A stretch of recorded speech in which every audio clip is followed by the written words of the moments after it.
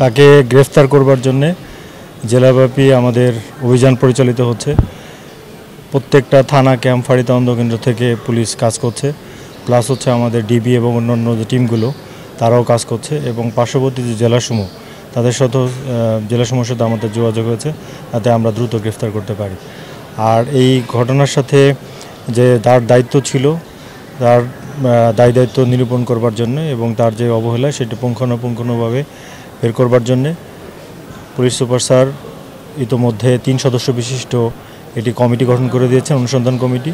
এই কমিটির কাজ হবে তার দায়িত্ব নিরূপণ করা এবং অবহেলা থাকলে সেটি পুঙ্খানুপুঙ্খভাবে তুলে ধরা, এবং 3 কার্য দিবসের মধ্যে এই প্রতিবেদন দিতে বলা হয়েছে।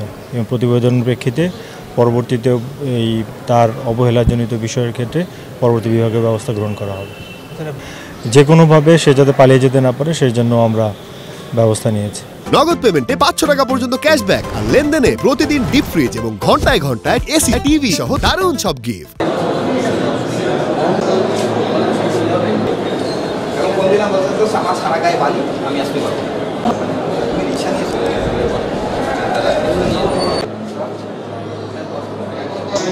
আমি